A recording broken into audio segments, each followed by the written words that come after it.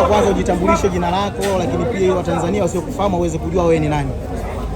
Naitwa Aisha Hamza Blazi. Ndio. Ni mwenyekiti wa jumuiya ya wazazi. Ndio. Na kutokana na Chama cha Mapinduzi. Ndio. Tawi la kwa Mustafa.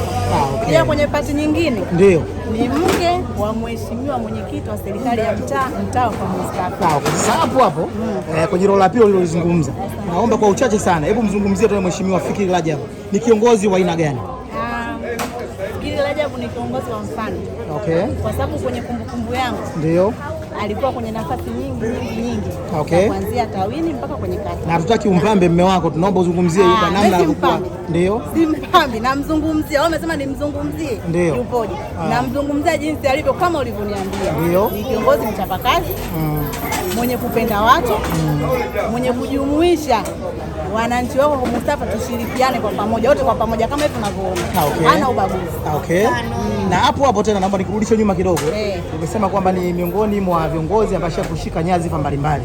Unahisi ni kitu gani ambacho kilimfanya akaacha nyadhifa zingine na akaamua kuja kugombea mwenyekiti serikali ya mtaa kwa Mustafa? Maslahi ya mtaa wake. Okay, maslahi. Kaja gombea mtaa kwa Mustafa, kaja kunani kwa ajili maslahi ya mtaa wake na wakazi kwa ujumla wa mtaa kwa Mustafa. Okay, je, unahisi ni mtu sahihi ambaye anaweza sasa akamaliza changamoto ambazo wanakumbana nazo wananchi wa Mustafa? Anaweza akasema akamaliza ama atumalize, tukishirikiana naye sisi wananchi na yeye mwenyewe vizuri, basi tutamaliza.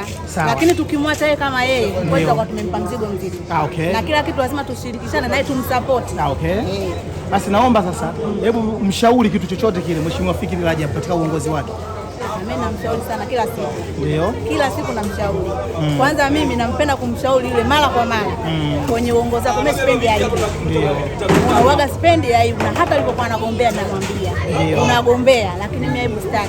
Kwa sababu kwenye kamati ya siasa na mimi nipo. Okay. Manunguniko ga siyataki. Kwa maana akifanya madudu kwenye manunguniko na mimi ananigusa. Okay. Lakini nashukuru Mungu. Toka alipoingia Disemba mpaka Mei. Ndio. Hajaniangusha. Bado nafarijika. Nadhani takriban kama miezi 6 kasoro. Okay. Basi mimi naomba tukutakie kila laheri katika baadhi ya nyadhifa zako mbalimbali unazozishika, lakini pia uendelee basi kutuangalizia huyu ndugu yetu Bwana Fikiri Rajab, kwa maana wakazi wa kwa Mustafa bado wanamhitaji. Amina. Okay, shukrani sana. Mulango halina baya. Okay, shukrani sana. Amina.